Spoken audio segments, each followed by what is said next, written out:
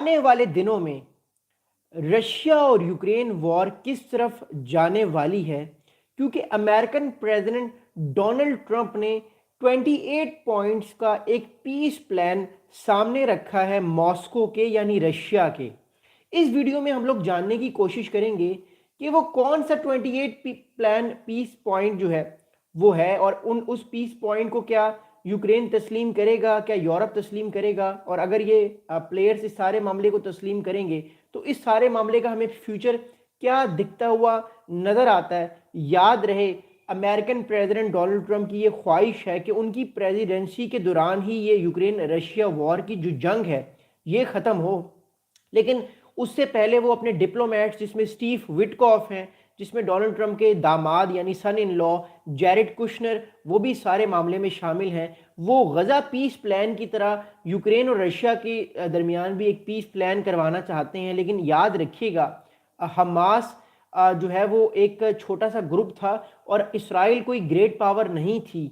यहाँ पर यूक्रेन एक छोटा मुल्क नहीं है, जबकि दूसरी जानिब जो रशिया है वो एक ग्रेट पावर है। तो ये सारी की सारी चीज़ें किस तरफ जाते हुए नजर आएंगी, इस वीडियो में हम लोग बात करेंगे। मोर इंपॉर्टेंटली, हमारे पास जो इस टाइम रिपोर्ट्स आ रही हैं, उन रिपोर्ट्स के मुताबिक American president Donald Trump has plans for peace in Ukraine, would force Kyiv to give up additional territory in the east, cap the size of its military and agree it will never join NATO।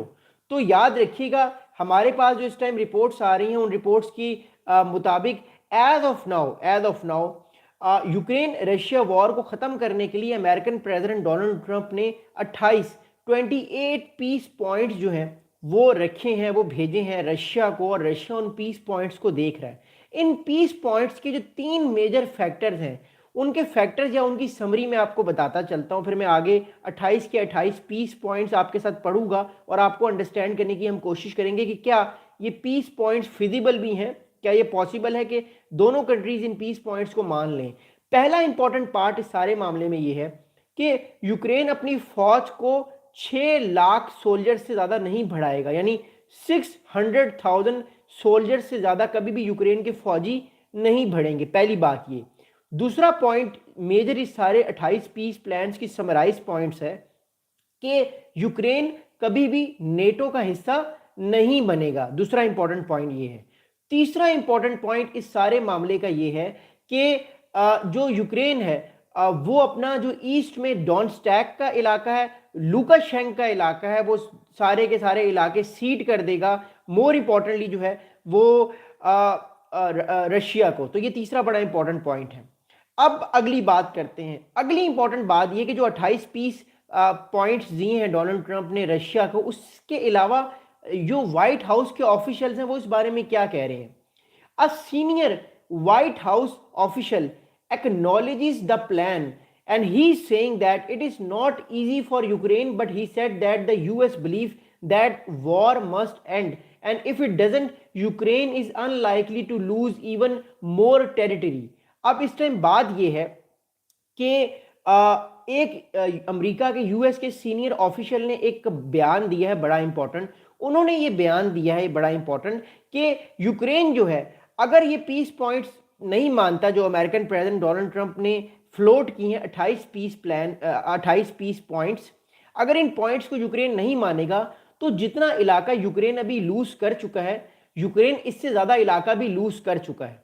अब इससे पहले मैं आपको अगली बात बताऊं, मैं आपको अभी इस टाइम यूक्रेन और रशिया का करंट वॉर मैप में आपको दिखाना चाहता हूं, और मैं आप लोगों को एक चीज़ बताना चाहता हूं कि इस टाइम यूक्रेन रशिया वॉर जो है वो इस टाइम किस लेवल पर हमें जाती हुई नजर आ रही है, और कौन कौन सा इलाका अभी तक यूक्रेन जो है वो लूज कर चुका है। और अगर यूक्रेन ये बातें नहीं मानेगा अमेरिकन प्रेसिडेंट डोनाल्ड ट्रंप की या अपने एलाइज की, तो यूक्रेन जो इलाका लूज कर चुका है उससे ज़्यादा इलाका भी लूज कर सकता है। ये हमारे पास असेसमेंट है।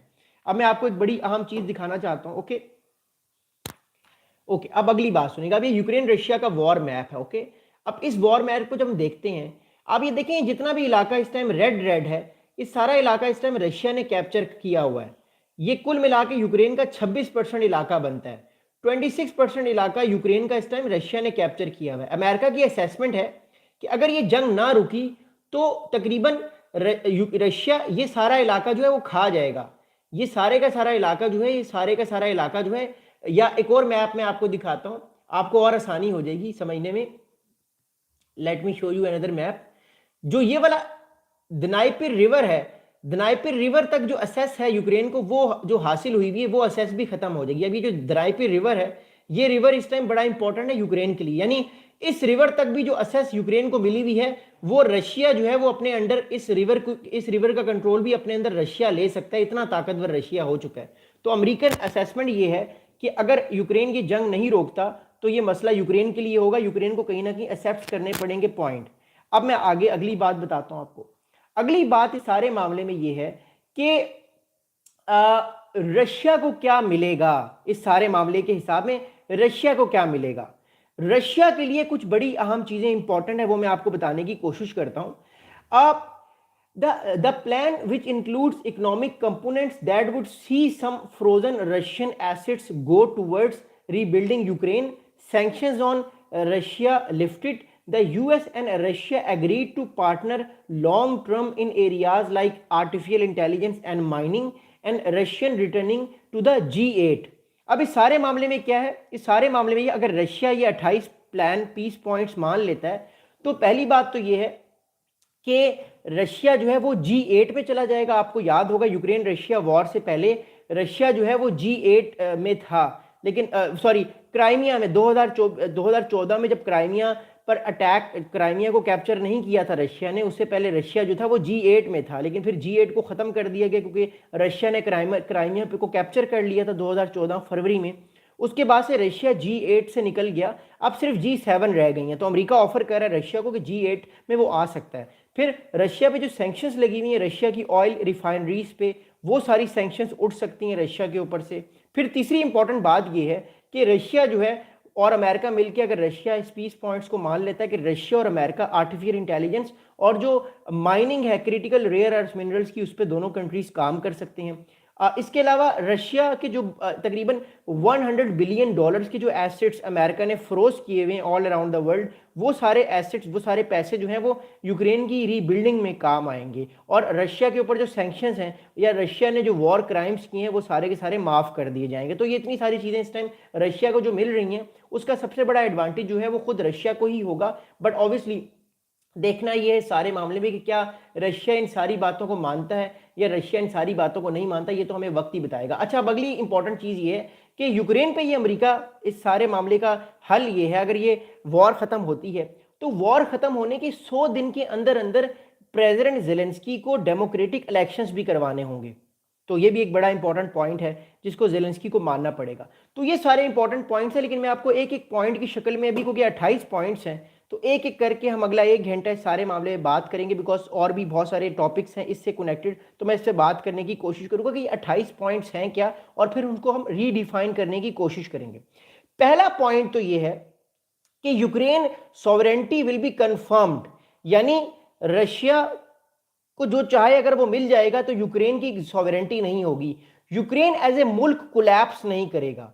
यूक्रेन चाहे 60% रह जाए, 70% रह जाए, जितने मर्जी परसेंट रह जाए, यूक्रेन कोलैप्स नहीं करेगा। Ukraine as a sovereign country रहेगा। तो पहली तो शर्त यह कि ये यूक्रेन को आप ख़त्म नहीं कर सकते, क्योंकि बहुत सारे रशिया में भी लोग कहते हैं कि यूक्रेन को तो ख़त्म हो जाना चाहिए, ये पूरे का पूरा रशिया का हिस्सा है। तो ऐसा नहीं होगा, यूक्रेन एक सॉवरेन कंट्री रहेगा। पहला तो पॉइंट ये है, और रशिया को मानना पड़ेगा, और रशिया इस पॉइंट को मान भी लेगा, ये चांसेस हैं। दूसरा इंपॉर्टेंट पॉइंट क्या है? दूसरा पॉइंट ये है कि a comprehensive non aggression agreement will be concluded between Russia and Ukraine and Europe. All ambiguities of the last 30 years will be considered settled. अब जरा बात को समझिएगा।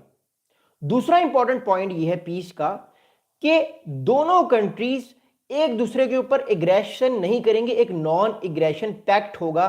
ना रशिया यूक्रेन पे अटैक करेगा, ना यूक्रेन रशिया पे अटैक करेगा। तो ये दोनों एक दूसरे के ऊपर अटैक नहीं करेंगे, और इस चीज़ को यूरोप भी मानेगा, इस चीज़ को अमेरिका भी मानेगा।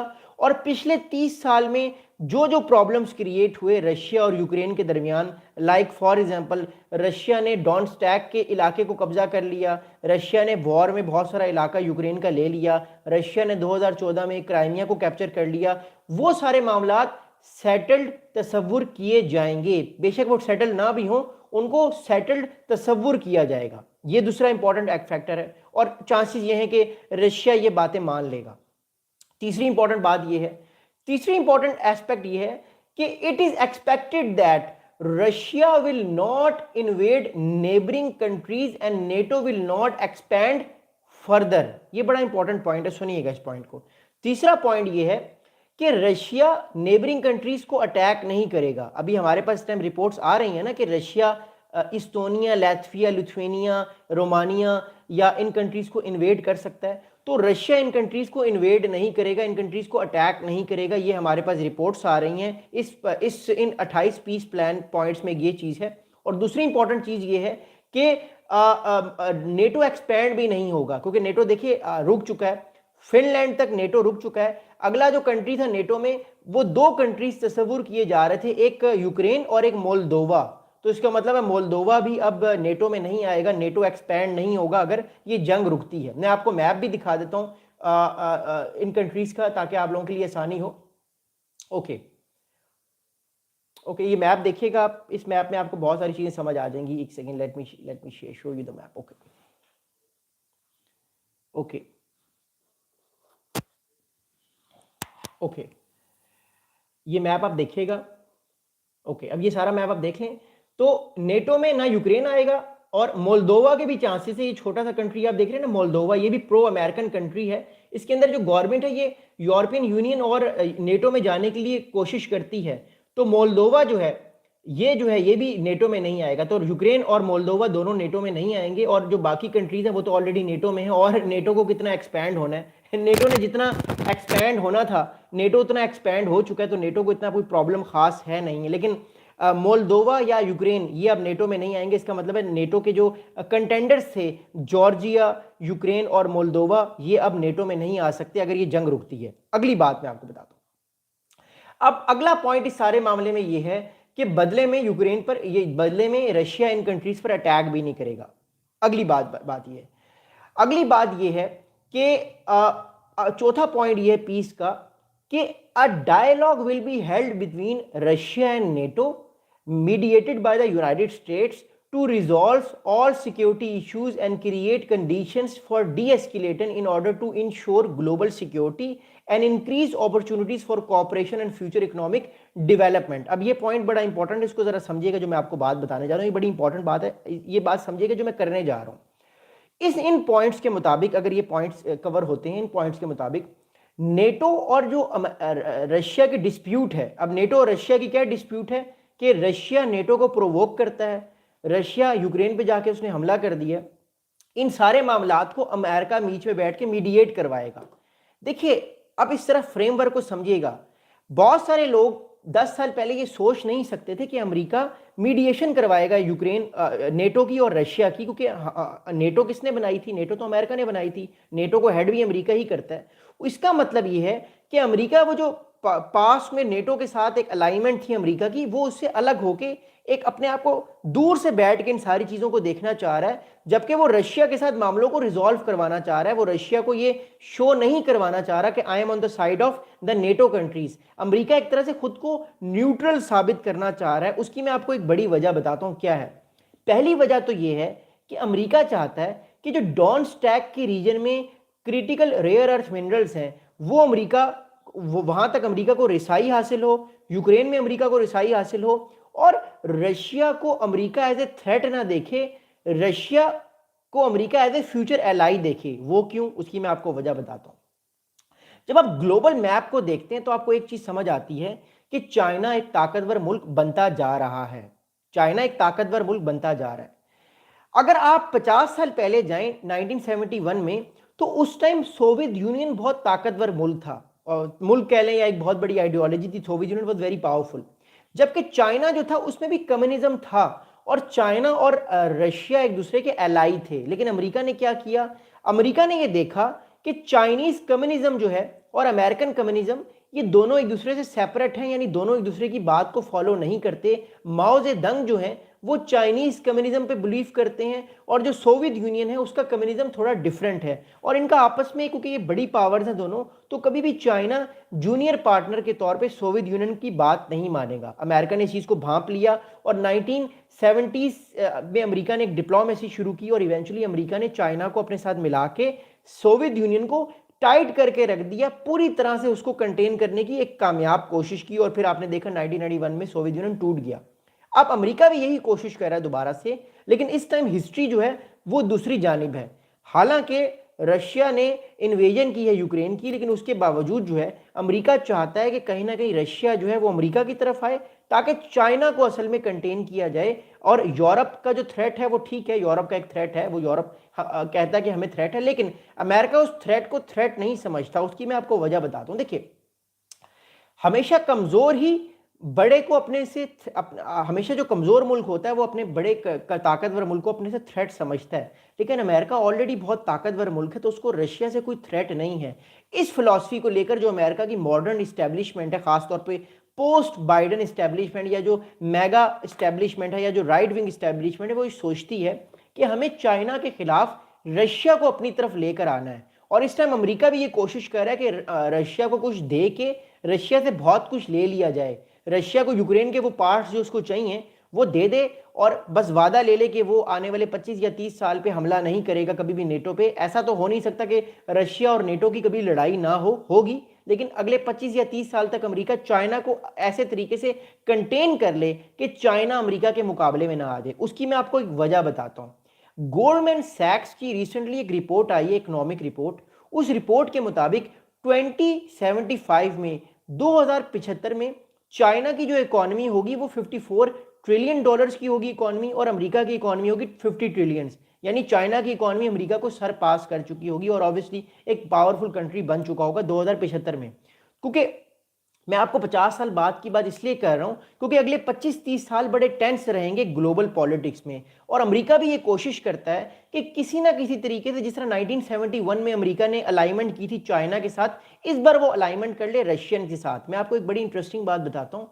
अमेरिकन कम्युनिज्म से बड़ा हेट करते थे। इवन अमेरिका में कम्युनिज्म के खिलाफ इतनी बड़ी तहरीक चली थी कि जो लोग कम्युनिज्म को सपोर्ट करते थे उनको सजाएं दी गई थी, यानी कम्युनिस्ट पार्टी अमेरिका में बैन थी। बट उसके बावजूद अमेरिका ने कम्युनिस्ट चाइनीज के साथ क्यों हाथ मिलाया? क्योंकि उनका जो बेसिक गोल था वो सोवियत यूनियन को डिग्रेड करना था, वो उसमें कामयाब हो गए। Same ideology America is trying to build up with Russians. So इस चीज को इंपॉर्टेंटली नोट कीजिएगा। इसलिए जो चौथा पॉइंट है, जिस पॉइंट पे अमेरिका नेटो और रशिया की मीडिएशन करवाएगा, हालांकि अमेरिका ने तो नेटो बनाई थी, America was a founding father of the NATO, क्योंकि अमेरिका ही तो आर्किटेक्चर उसने रखा सिक्योरिटी का। तो वो अगर उसको मीडिएट करवाना चाहता है, इसका मतलब है अमेरिका रशिया को थ्रेट नहीं समझता। अमेरिका के लिए जो थ्रेट है वो चाइना है। So that's also very important thing. अच्छा, अब पांचवा पॉइंट क्या है? क्योंकि चौथा पॉइंट जरा बड़ा था, इसलिए इसको प्रॉपरली आपको समझाना बड़ा जरूरी था। पांचवा पॉइंट बड़ा इंपॉर्टेंट है। पांचवा पॉइंट ये है कि Ukraine will receive reliable security guarantees, यानी यूक्रेन जो है वो रिलायबल सिक्योरिटी गारंटीज रिसीव करेगा। और हमारे पास जो इस टाइम स्टेटमेंट्स आ रहे हैं और जो हमारे पास रिपोर्ट्स आ रही हैं उनके मुताबिक यूक्रेन जो है वो अमेरिका से सिक्योरिटी गारंटीज रिसीव करेगा, लेकिन यूक्रेन नेटो में नहीं जाएगा। लेकिन अमेरिका सिक्योरिटी गारंटीज देगा कि अगर कोई अटैक होता है तो फिर अमेरिका साथ देगा यूक्रेन का। अच्छा, अगली बात सुनेगा। अगली बात यह है कि छठा पॉइंट ये है कि the size of the Ukrainian army will be limited to 600,000 personnels. अभी यूक्रेन की जो फौज का साइज है वो 8.5-9 लाख का है, यानी तकरीबन 9 लाख फौजी इस टाइम यूक्रेन में है। तो ये साइज कम होके 6 लाख तक चला जाएगा, यानी 600,000 soldiers only will be held in Ukraine. इससे ज्यादा अपनी फौज को वो बढ़ा नहीं सकता। सेवंथ पॉइंट ये है कि Ukraine agrees to enshrine in its constitution that it will not join NATO and NATO agrees to include in its statutes a provision that Ukraine will not be admitted in the future।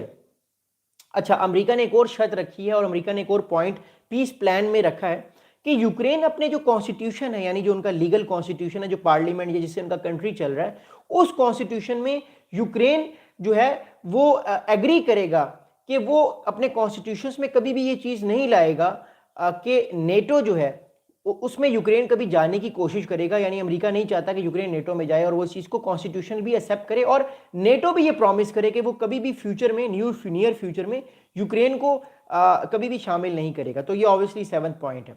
8th point ये है कि NATO agrees it will not station troops in Ukraine, यानी NATO भी ये वादा करेगा कि वो कभी भी अपने जो ट्रूप्स हैं, अपने जो बूट्स ऑन द ग्राउंड हैं, वो यूक्रेन के अंदर नहीं दाखिल करेगा। हमारे पास कुछ रिपोर्ट्स आ रही थी कि फ्रांस और यूनाइटेड किंगडम और जर्मनी, ये 3 मेजर पावर्स कोशिश कर रही हैं या चाह रही हैं कि ये अपने फौजी यूक्रेन में भेजें। तो अब वो बात भी अब अनवैलिड हो गई अगर ये एक्सेप्ट हो जाती है। 9th पॉइंट ये है कि European fighter jets will be स्टेशनड in Poland.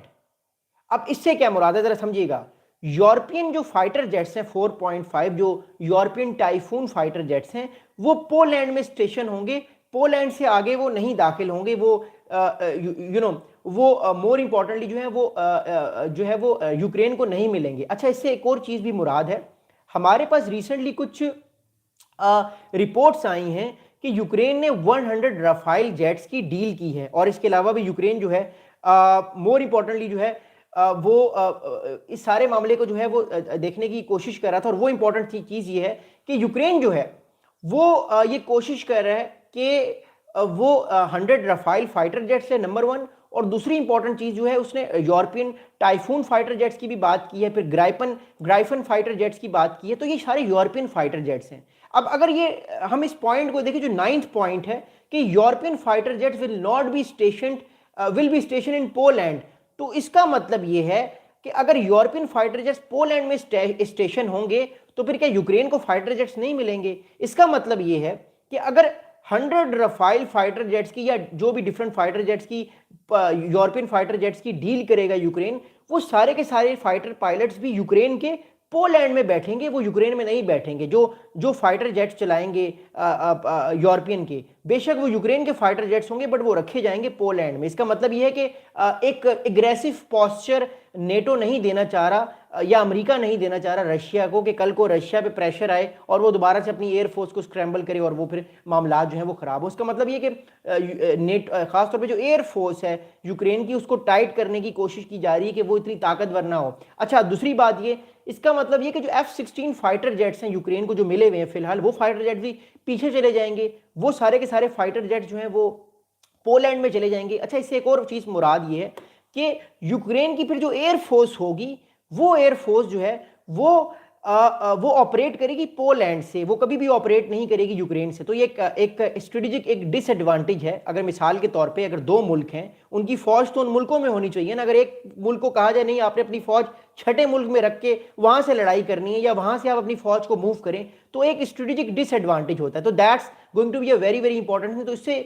हमें ये चीज समझ आ रही है कि यूक्रेन जो है वो अगर उसको फाइटर पायलट्स या फाइटर जेट्स मिलते भी हैं यूरोप के, तो वो पोलैंड में स्टेशन होंगे, वो यूक्रेन में स्टेशन नहीं होंगे, जिससे उसकी एक डिसएडवांटेज उसको मिल सकता है। ऑब्वियसली अभी इस पॉइंट, अगर ये पॉइंट्स मान लिए जाते हैं, मैं फिर कह रहा हूं अभी तक यूक्रेन की तरफ से कोई कमेंट्स नहीं आए, लेकिन रशिया अगर जो है वो मोर इंपॉर्टेंटली अगर इन पॉइंट्स को मान लेता है तो फिर आने वाले टाइम पे यूक्रेन को एक डिसएडवांटेज तो ऑब्वियसली होगा। अगली बात ये, अब यूएस जो गारंटीज दे रहा है, ये 10th पॉइंट है। इस 10th पॉइंट के अंदर जो है और भी कुछ मेजर इंपॉर्टेंट पॉइंट्स हैं। जो 10वां पॉइंट डोनाल्ड ट्रंप साहब ने दिया है, उस पॉइंट के मुताबिक द यूएस विल गारंटी, अब अमेरिका क्या गारंटीज दे रहा है? अच्छा, अमेरिका सारे खाते में अपना बेनिफिट लेने की कोशिश कर रहा है।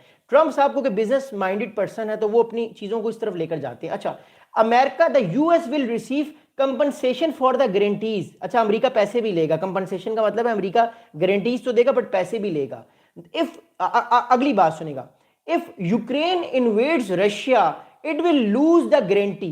अच्छा, इससे पहले मैं आपको एक बड़ी चीज बताऊं, अमेरिका जो है वो गारंटी देगा, लेकिन अमेरिका क्या गारंटी देगा हमें ये बात में समझ नहीं आ रहा। अमेरिका ने प्रॉमिस किया यूक्रेन से कि हम आपको गारंटी देंगे कि अगर आप पर अटैक हुआ तो हम आपको बचाएंगे। अब इस बात को जरा समझिएगा, ये गारंटी अमेरिका ने कतर को भी दी थी। 9 सितंबर को जब इसराइल ने कतर के ऊपर अटैक किया तो उस टाइम वो गारंटी कहां गई?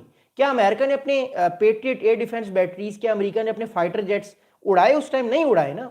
तो क्या अमेरिका कैसे गारंटी दे सकता है अगर रशिया से वो डील करे? तो what I am saying, I am not saying कि अमेरिका गारंटी नहीं देगा, मैं ये बात नहीं कर रहा, मैं आपको सिर्फ एक एग्जांपल दे रहा हूं कि कतर को भी तो अमेरिका ने गारंटी दी थी, सऊदी अरब को भी तो गारंटी दी थी कि अगर आपकी फिजाओं के ऊपर से कोई और कंट्री का फाइटर जेट उड़ा और आप पर अटैक हुए तो हम अपनी हमेशा पेट्रियट एयर डिफेंस बैटरीज या जो भी हमारे सिस्टम है उनको एक्टिवेट करेंगे। उस टाइम तो उन्होंने वो साइलेंट कर दिए और अपने सारे फाइटर पायलट्स को कह दिए कि आपने नहीं अपने स्क्रैम्बल करने जेट्स, और जो हो रहा है होने दें, जब ये सारा काम कंप्लीट हो जाएगा फिर हम इसकी मजम्मत करेंगे। तो वो मजम्मत उन्होंने की, फिर आपने देखा। सो अगर अमेरिका गारंटीज देता है तो किस तरह की गारंटी देगा, we don't know, this is also very important point. आगे अमेरिका कहता है कि एक तो गारंटी भी वो देगा अमेरिका, अब क्या अमेरिका अपने फौजी रखेगा?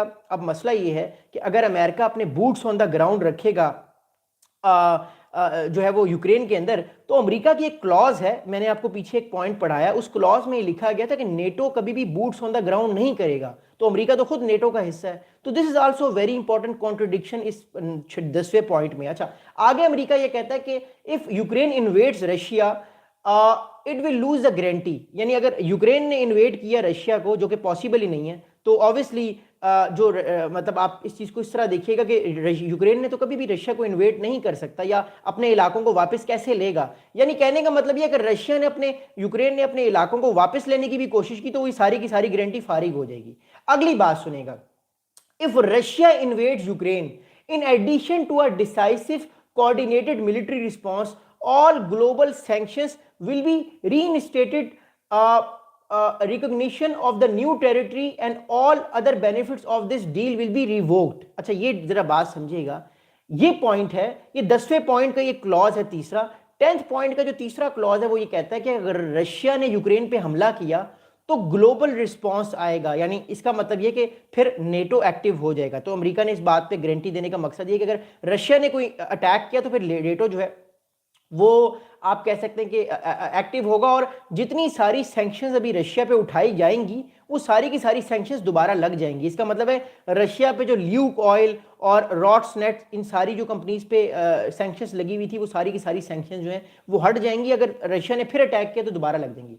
अगली बात सुनेगा, चौथा पॉइंट, 10वें पॉइंट की चौथी क्लॉज ये है कि if Ukraine launches a missile at Moscow or St. Petersburg without cause, the security guarantee will be deemed invalid। यानी अगर यूक्रेन ने कोई मिसाइल लॉन्च किया सेंट पीटर्सबर्ग पे या मॉस्को पे, जो कैपिटल है, जो दो मेजर इस टाइम सिटीज़ हैं, तो वहाँ पे अगर किसी कॉज के बगैर अटैक किया यूक्रेन ने, तो सारी की सारी जो इस टाइम उसको जितनी भी उसको इस टाइम जो है वो मिली हुई हैं एडवांटेजेस मिले हुए सिक्योरिटी गारंटीज के, वो फारिग हो जाएंगे। 11वां पॉइंट सुनेगा, 11वां पॉइंट बड़ा इंपॉर्टेंट है, और वो पॉइंट ये है कि Ukraine is eligible for European Union membership and will receive short term preferential access to the European market. यानी 11th पॉइंट जो है वो यूरोपियन इकोनॉमी के लिए एक बेहतर पॉइंट है। यानी जो इतने अरसे से यूक्रेन कोशिश कर रहा था कि वो यूरोपियन यूनियन में चला जाए, और इवेंचुअली 2013-14 में ऐसा मौका आया भी था उस टाइम, लेकिन उस टाइम जो प्रेसिडेंट थे यूक्रेन में वो प्रो रशियन प्रेसिडेंट थे, तो उन्होंने उस टाइम कहा कि नहीं, हम यूरोपियन यूनियन में नहीं जाएंगे। अब दोबारा से इसका मतलब है कि यूक्रेन जो है वो यूरोपियन यूनियन में 2026 या आगे जाके जा सकता है, जिससे उसकी जो इकोनॉमी है उसको बेनिफिट होगा। 12वां पॉइंट सुनेगा, 12वां पॉइंट ये है कि a powerful global package to measure to rebuild Ukraine including but not limited to, यानी यूक्रेन को एक पावरफुल पैकेज मिलेगा, बिलियंस ऑफ डॉलर्स मिलेंगे, बहुत सारे पैसे आएंगे यूक्रेन में, जिससे यूक्रेन की जो नुकसान हुआ यूक्रेन में, वो सारे का सारा नुकसान यूक्रेन का हल होगा और यूक्रेन को दोबारा से वो सारी चीज़ें मिल जाएंगी, यानी उसको इकोनॉमिकली उसको एक बेनिफिट होगा। 13th इंपॉर्टेंट पॉइंट ये है कि रशिया विल आल्सो बी री integrated into the global economy, यानी रशिया पर जो जो सैंक्शंस लगी हुई हैं वो सारी सैंक्शंस भी हट जाएंगी। रशिया दोबारा से दुनिया के साथ जो है वो ग्लोबली जो है वो डील कर सकता है। इससे एक और मुराद ये भी है कि जो ग्रेट पावर होती है वो चाहे कुछ भी कर ले, ग्रेट पावर ही रहती है, उसको जितना मर्जी वो लड़ाई झगड़ा कर ले, आखिरकार उसको दुनिया के साथ इंटीग्रेट कर दिया जाता है, बिकॉज ग्रेट पावर के बाद लेवरेज एक मीडियम या एक इवन बड़ी पावर्स के अगेंस्ट में ज़्यादा होती है, और रशिया हमेशा से ग्रेट पावर रहा है, तो उसके पास ये एडवांटेज आज भी है। अच्छा, अब चौथा 14 पॉइंट ये कि जितने भी फ्रोजन फंड्स हैं रशिया के, जो 100 बिलियन डॉलर्स के फंड्स जो दुनिया में उसके पैसे थे बैंक्स में डिफरेंट रशिया के, वो सारे के सारे पैसे जो हैं रशियन गवर्नमेंट के या बड़े बड़े जो मेजर मिलिट्री इंडस्ट्रियल कैपिटलिस्ट हैं रशिया के, उनके जो फ्रीज हुए हुए हैं, $100 बिलियन, $100 बिलियन, तो वो सारे के सारे $100 बिलियन के पैसे जो हैं वो यूक्रेन की जो है वो रीबिल्डिंग में वो सारे के सारे पैसे लगेंगे। अच्छा, ये वाला पॉइंट है, आई डोंट थिंक सो कि रशिया इस पॉइंट को मानेगा, बिकॉज रशिया तो कहेगा कि मुझे मेरे सारे पैसे वापस करो, क्योंकि रशिया इस टाइम आगे आगे आके खेल रहा है, पीछे से वो खेल नहीं रहा। प्यूटिन आपने देखा, मोर इंपॉर्टेंटली वो अलास्का में भी गए, वो मुंह शू भी बना रहे थे, ड्रामेबाजी भी उन्होंने बड़ी की, बट आखिर में उन्होंने और से ज़्यादा इलाका लिया, उन्होंने ज़्यादा से ज़्यादा चीज़ों को कैप्चर करने की कोशिश की, क्योंकि वो ताकत में है इस टाइम और उनके पास लेवरेज भी ज़्यादा है। अगली बात सुनेगा। अब 15वां पॉइंट ये है कि a joint American Russian working group on security issues will be established to promote and ensure compliance and provisions of this agreement। मैं आपको फिर वही बात कर रहा हूं, अमेरिका और रशिया का एक ज्वाइंट सिक्योरिटी ग्रुप बनेगा, यानी दोनों एक दूसरे के साथ इंगेज करेंगे। जो प्रॉब्लम्स अमेरिका को हैं मिडिल ईस्ट इस टाइम जो है वो यूरोप में है सारे प्रॉब्लम्स, और जो रशिया को जो प्रॉब्लम्स यूरोप में है खासतौर पे नेटो को लेके, वो दोनों एक दूसरे के साथ डील करेंगे और फिर इवेंचुअली अपने कंसर्न्स को एक दूसरे के साथ शेयर करेंगे और फिर मामलात को हैंडल करेंगे, डील करेंगे। इससे एक और चीज़ ये भी मुराद की जा सकती है कि अमेरिका कहीं ना कहीं रशिया को अपनी तरफ मुतवज्जो करने की कोशिश करे, और वही जो मैंने अभी शुरू में वीडियो में बात की कि 1971 में जो रीअलाइनमेंट हुई थी चाइना और अमेरिका की, वही रीअलाइनमेंट रशिया और अमेरिका करने चाह रहे हैं, ताकि चाइना को बेसिकली डिच किया जाए और रशिया को अमेरिका की इतनी ज़रूरत नहीं है। मैं फिर कह रहा हूँ, रशिया को अमेरिका को इतनी ज़रूरत नहीं है, अमेरिका को रशिया की ज़्यादा ज़रूरत है, क्योंकि America want to remain in global power politics. America जो है वो खुद को जो है वो ताकतवर जो है वो शो करना चाह रहा है, खुद को ताकतवर बनाना चाह रहा है या मेंटेन करना चाह रहा है अपनी ताकत, जबकि अमेरिका के मुकाबले में इस टाइम जो चाइना है वो एक ग्लोबल एक्टर है, जिसको उसको पुश करना, जिसको उसको कंटेन करना बड़ा ज़रूरी है। तो उस मौके पर रशिया बड़ा इंपॉर्टेंट काम आ सकता है, क्योंकि सेंट्रल एशिया जो है वो अगला बैटल ग्राउंड हमें दिखता हुआ नजर आ रहा है। अगली बात सुनिएगा। अब 16th पॉइंट ये है कि Russia will not enshrine in law its policy of non-aggression towards Europe and Ukraine। अब रशिया को ये कहा जाएगा इस सारे मामले में, अगर 16वां पॉइंट ये है कि रशिया अपने कॉन्स्टिट्यूशन में और अपने लॉ में ये चीज़ लिखेगा कि रशिया कभी भी यूरोप या यूक्रेन पे अटैक नहीं करेगा। मैं आई डोंट थिंक सो कि रशिया ये चीज़ मानेगा, क्योंकि वी ऑल नो कि अगले 10 या 12 साल में जब भी रशिया और ताकतवर होगा, रशिया दोबारा से अटैक करेगा। मतलब हम अगर ग्रेट पावर पॉलिटिक्स को पढ़ते हैं, समझते हैं, तो हमें पता है कि ग्रेट पावर्स कभी भी लड़ाई झगड़ा करने से रुकती नहीं है। खुद अमेरिका को आप देख लें, अमेरिकन प्रेसिडेंट ने कहा कि वो जंगें रुकवाएंगे, वो आज क्या कर रहे हैं? वो वेनेजुएला पे अटैक करने की तैयारी कर रहे हैं, वो नाइजीरिया पे अटैक करने की तैयारी कर रहे हैं, उन्होंने स्ट्राइक की ईरान पे, तो उन्होंने तो कहा था कि वो जंगें खत्म करेंगे, वो तो खुद जंगों का पार्ट है। तो जंगें कभी भी ग्रेट पावर या सुपर पावर खत्म नहीं कर सकते, जंगों की जो फॉर्म है, वॉर्स की जो फॉर्म्स हैं उसको वो चेंज करते हैं। तो आई थिंक कि रशिया कभी भी एग्री नहीं करेगा कि वो अपने कॉन्स्टिट्यूशन या अपने लॉज में वो चीज़ लाए कि वो यूक्रेन या नेटो पे अटैक कभी नहीं करेगा। वी ऑल नो कि वो हमेशा करेगा, जब उसको मौका मिलेगा वो झपट्टा मार के अपने आप को स्ट्रॉन्ग करने की कोशिश करेगा। अच्छा, अगली बात ये 18th पॉइंट ये है, Ukraine agrees to be a non nuclear state in accordance with the treaty on the non proliferation of nuclear weapons. यानी अमेरिका ने एक और जो है वो गले के अंदर डाल दिया, आप कह सकते हैं यूक्रेन के पट्टा डाल दिया कि आपने वादा करना है दोबारा से कि आपने न्यूक्लियर पावर कंट्री भी नहीं बनना। तो आपने बिल्कुल ही यूक्रेन को फारिग कर दिया कि बिल्कुल वो टच से मस नहीं हो सकता, हर तरह से उसको कंट्रोल कर दिए, ताकि रशिया जो है उसको गारंटी दी जाए, ताकि रशिया फिर खुल के खेले अमेरिका के साथ, चाइना के अगेंस्ट। ये अमेरिका बेसिकली करना चाह रहा है। अगला पॉइंट ये है, अगला पॉइंट बड़ा इंपॉर्टेंट है, ये टेरिटरी से रिलेटेड है, बिकॉज ये एक ऐसा पॉइंट है जो मैं आपको मैप भी दिखा के समझाना चाहता हूँ। अब अगला पॉइंट सुनिएगा, ये यूक्रेन की टेरिटरी के हवाले से है। अगला पॉइंट ये है कि the Zaporizhzhia nuclear power plant will be launched under the supervision of IAEA and electricity produced will be distributed equally between Russia and Ukraine। अब जो ज़ैपोरिज़्ज़िया जो इलाका है यूक्रेन का, उसके अंदर एक बहुत बड़ा इंपॉर्टेंट पावर प्लांट है। अभी रिसेंटली आपने देखा कि ज़ैपोरिज़्ज़िया में एक अटैक भी किया इसराइल ने, जिसकी वजह से यूक्रेन की तरफ से भी अटैक्स हुए। तो वो जो पावर प्लांट था, वो पावर प्लांट काफ़ी तरह से जो है वो डैमेज हो चुका है। तो अमेरिका चाहता है कि ज़ैपोरिज़्ज़िया जो इलाका है, ये आप देख रहे हैं मैप में, ये वाला जो इलाका है, इसके अंदर यहाँ पर जो पावर प्लांट है, इस पावर प्लांट से 50% जो बिजली जो बनेगी वो यूक्रेन पे जाएगी और 50% बिजली जो है वो रशिया को मिलेगी। तो इससे पहले 100% बिजली यूक्रेन को मिल रही थी, तो 50-50 एक पार्टनरशिप होगी, 50% बिजली इससे मिलेगी और 50% बिजली जो है वो रशिया को मिलेगी, अगर ये सारी बात जो है ये मोर इम्पोर्टेंटली जो है ये मान ली जाती है। अगला पॉइंट सुनिएगा। अगला पॉइंट इस सारे मामले में ये है कि बोथ पार्टी, ये 20th पॉइंट है, अभी थोड़े से पॉइंट रह गए फिर मैं आपके क्वेश्चंस लूंगा। Both countries undertake to implement educational programs in school and society aimed at promoting understanding and tolerance of different cultures and eliminating racism and prejudice। यानी यूक्रेन और रशिया अपने अपने कंट्रीज में बच्चों को तालीम देंगे, सिलेबस के अंदर ऐसी चीज़ें डाली जाएंगी, यानी रशियंस के अंदर पेशेंस डाली जाएगी रशियन बच्चों में कि यूक्रेनियन बहुत अच्छे हैं, यूक्रेनियन बच्चों के अंदर रशियंस के बारे में जो है वो एक कैरिकुलम में एक चीज़ डाली जाएगी कि रशियंस बहुत अच्छे हैं। क्योंकि शायद आप लोगों को इतना नहीं मालूम, रशियंस और यूक्रेनियंस आपस में बड़ी नफरत करते हैं, इनकी आपस में एक कल्चरल एक राइवलरी भी है शुरू से, डे वन से इनकी आपस में बहुत नफरत भी है। तो दैट्स रीजन वाई उसको ख़त्म करने के लिए कैरिकुलम में बच्चों को, ताकि अगली जो जनरेशन है उसके अंदर जो है वो नफरत कम हो, मोहब्बत ज़्यादा हो एक दूसरे के। तो this is also very very important. अब 21st जो पॉइंट है वो बड़ा इंपॉर्टेंट इसलिए है कि इस पॉइंट के बाद आपको समझ आ जाएगा कि जो प्रैक्टिकल ग्राउंड्स पे चीज़ें क्या होने वाली हैं। तो सारी वो चीज़ें जो कि एक थ्योरेटिकल हमें नज़र आ रही हैं, प्रैक्टिकल ग्राउंड पे क्या चीज़ें होने वाली हैं इसको सुनिएगा।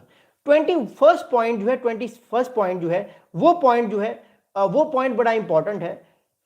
इस पॉइंट के मुताबिक जो पहली क्लॉज है 21st पॉइंट की कि Crimea, Luhansk and Donetsk will be recognised as a de facto Russian including by the United States. अब इस बात को जरा समझिएगा, मैं दोबारा बताना चाहता हूं आपको। क्राइमिया तो ऑलरेडी 2014 में कैप्चर किया हुआ है, आपको याद होगा एक ऑपरेशन किया रशिया ने ग्रीन लिटन मैन का और फिर उस इलाके को कैप्चर कर ली 2014 में। और 2022 से जो है वो लुहांस्क और डोनेट्स्क के रीजन में लड़ाई हो रही है। अब मैं आपको मैप दिखा के समझाने की कोशिश करता हूँ दोबारा से, फिर आपको शायद से सारी बात समझ आ रही है। जो मैं बात आपको पिछले एक महीने से बता रहा हूँ, things are gonna be very very important in the upcoming days. Okay, अब इस चीज को समझिएगा जो मैं चीज आपको बताना चाह रहा हूँ। ओके, अब जो डोनेट्स्क का रीजन है, ये जो रेड वाला इलाका आप देख रहे हैं, ये इलाका डोनेट्स्क का कैप्चर हो चुका है सारा। ये डोनेट्स्क है और ये लुकाशेंक है। लुहांस्क का इलाका तो पूरे का पूरा रशिया ने कैप्चर कर लिया, बल्कि वो कुछ इलाके में आगे भी आ चुका है। डोनेट्स्क का ये वाला इलाका अभी तक रशिया ने कैप्चर नहीं किया। ओके, और जो क्राइमिया है ये 2014 में, आपको याद होगा 2014 में रशिया ने, फरवरी 2014 में 27 या 28 फरवरी 2014 को रशिया ने कैप्चर किया है। अब क्राइमिया को आज भी रिकॉग्नाइज किया जाता है यूक्रेन की टेरिटरी, लेकिन इस डील के बाद क्या होगा जरा सुनिएगा अगली बात। इस डील के बाद ये होगा कि डोनेट्स्क का ये पूरे का पूरा रीजन, यूक्रेन की फौज इस ब्लैक लाइन के पीछे आ जाएगी, यानी यूक्रेन सरेंडर कर देगा सारे इलाके को। ये सारे का सारा इलाका डोनेट्स्क का मिल जाएगा रशिया को। लुकाशेंको ऑलरेडी जो इलाका, लुहांस्क का सॉरी जो ऑलरेडी इलाका है वो तो रशियंस के पास ऑलरेडी अभी भी है, इन्होंने कैप्चर किया हुआ है, ठीक है। और जो क्राइमिया है, इन तीनों को तस्वुर किया जाएगा रशिया की टेरिटरी, यानी 2025 या 26 जब भी ये होगा, प्रोबेबली अप्रैल या मई 2026 तक ये हो जाएगा मामला, तो क्राइमिया को रशिया की टेरिटरी तस्वुर किया जाएगा और डोनेट्स्क पूरे का पूरा जो है वो रशिया ले लेगा। और लुकाशेंको, ये सारे का सारा इलाका जो है, ये तीनों इलाके रशिया की टेरिटरी तस्वुर किए जाएंगे। अच्छा, अगली बात, अब जंग जो है वो इस इलाके में भी तो जारी है। इस टाइम आप देख रहे हैं ये वाला इलाका आप देख रहे हैं, ज़बरोजिया और खेरिसोन। तो ज़बरोजिया और खेरिसोन का जो इलाका है, जहां तक फौजें बैठी होंगी, सिर्फ वहां तक इलाका वो उनका होगा। मिसाल के तौर पे ये जो लाइन में ग्रीन लाइन लगा रहा हूं, अगर मिसाल के तौर पे जब तक ये एग्रीमेंट कंक्लूड हुआ, ज़बरोजिया पे रशिया की फौज जहां तक होगी वो इलाका उसका होगा, और वो उसके बाद वाला इलाका जो होगा वो यूक्रेन का होगा। इसका मतलब ये कि 3 जो मेजर इलाके हैं जो इस टाइम रशिया को चाहिए, उसमें एक डोनेट्स्क है जहां पे रशियन जो स्पीकिंग लोग हैं ज़्यादा हैं, फिर लुहांस्क का इलाका है, और जो क्राइमिया का इलाका है उस पर तो सॉवरेंटी कायम हो जाएगी। बाकी जो इलाके हैं वो आधे आधे जितनी फौजें खड़ी होंगी वो उनको वो इलाके मिल जाएंगे। तो इसका मतलब ये कि यूक्रेन को इसमें लॉस ज़्यादा है। यूक्रेन को इस सारे मामले में अगर प्रैक्टिकली आप देखते हैं तो नुकसान यूक्रेन का बहुत ज़्यादा है, अगर आप इसको समझने की कोशिश करते हैं। अच्छा, अगली बात सुनेगा। अब 22nd पॉइंट ये है सारे मामले में कि after agreeing on future territorial agreement, अगर ये सारी बातें एग्री हो जाती हैं, both the Russian federation and Ukraine undertake not to change these arrangements by force. Any security guarantees will not apply in the events of a breach of this commitment. अगर कहा जा रहा है अगर दोनों साइड्स इन चीज़ों को agree कर लेती हैं, यानी सरेंडर कर देता है यूक्रेन डोनेट्स्क, और बाकी इलाकों में अपनी फौज रखता है और रशिया भी इस चीज़ को एक्सेप्ट कर लेता है, तो उसके बाद दोनों कंट्रीज में से अगर किसी भी कंट्री ने इस मामले को जो है वो खुद बाय फोर्स लेने की कोशिश की, यानी अपनी फौज को और एक्सपेंड करने की कोशिश की और इलाके को, तो फिर सिक्योरिटी गारंटी जिसको दी जाएंगी, मिसाल के तौर पे अगर सिक्योरिटी गारंटी यूक्रेन को मिली है तो वो खत्म हो जाएंगी। अगर रशिया को तो खैर कोई सिक्योरिटी गारंटी की जरूरत नहीं है, वो खुद इतना पावरफुल कंट्री है। So this is going to be very very important thing.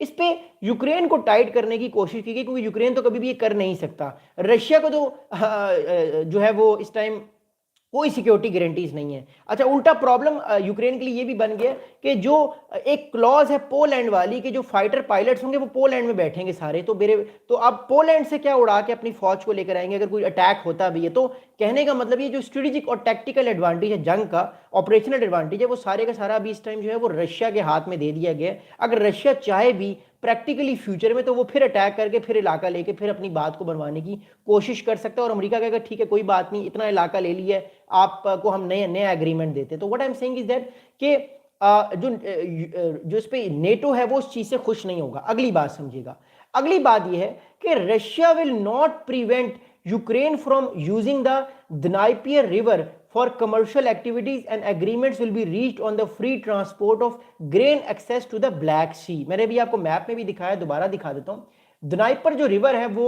एक तरह से it's a life line of Ukraine, Ukraine की लाइफ लाइन है।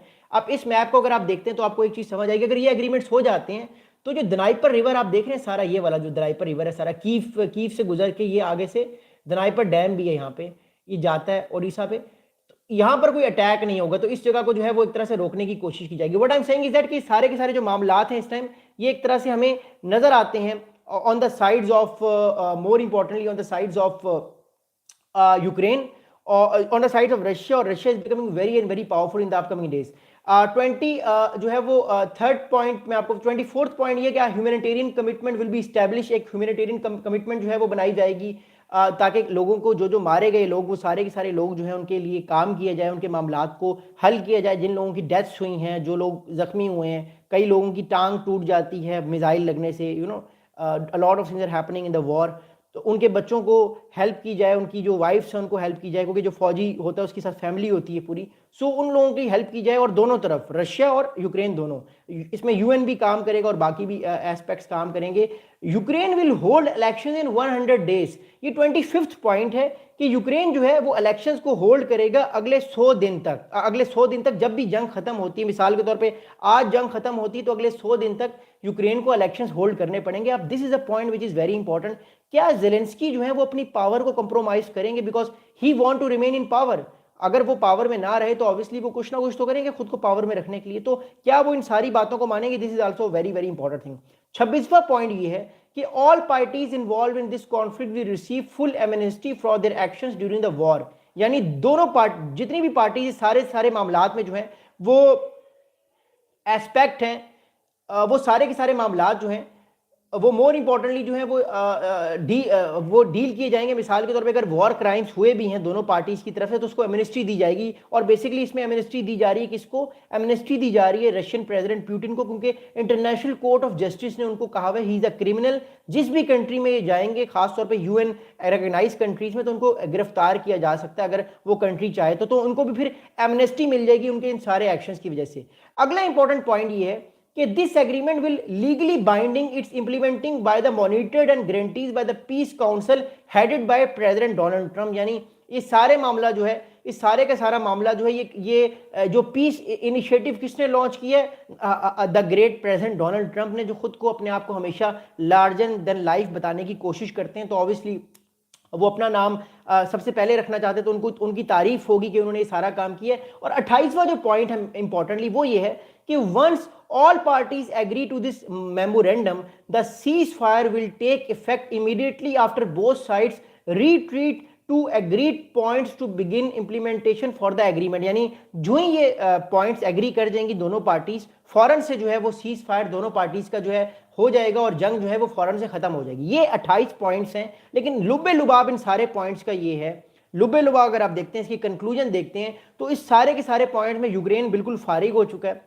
रशिया जब चाहेगा प्रैक्टिकली वो अटैक करके इराक को कब्जे में लेने की कोशिश कर सकता है, वो कर भी लेगा। और जो नेटो है वो इससे खुश नहीं होगी, लेकिन क्योंकि अमेरिका बादशाह है, वो उसको इस टाइम नेटो की परवाह नहीं है। अमेरिका को जिस कंट्री की सबसे ज्यादा परवाह है वो है चाइना। रशिया को पाने के लिए, रशिया के प्यार मोहब्बत को लेने के लिए अमेरिका कुछ भी कर सकता है। इससे हमें एक और चीज समझ आती है कि जो पावरफुल कंट्रीज होती हैं, जो सुपर पावर्स होती हैं, वो कभी भी छोटी जंगों को बुनियाद नहीं बनाती, वो हमेशा बुनियाद उन चीजों को बनाती हैं कि जो कि उससे बड़ी होती हैं। अगर मिसाल के तौर पे चाइना ताइवान पे हमला करता तो अमेरिका कभी भी ऐसा कुछ ना करता। क्यों? क्योंकि असल कंपटीशन अमेरिका का चाइना से है, अमेरिका का कोई कंपटीशन नहीं है रशिया से, क्योंकि रशिया और अमेरिका के दरमियान बहुत बड़ा फर्क है। इट शोज कि how much America is obsessed with China. और ऑब्वियसली इसमें ऑब्सेशन की बात नहीं होती, पावर प्ले में ऐसे ही आपको होता हुआ दिखता आया, पहले भी, पास में भी और आने वाले टाइम पे भी दिखता आएगा। यूक्रेन के प्रेसिडेंट जेलेंस्की की तरफ से रिसेंटली एक स्टेटमेंट आया है, और वो स्टेटमेंट ये है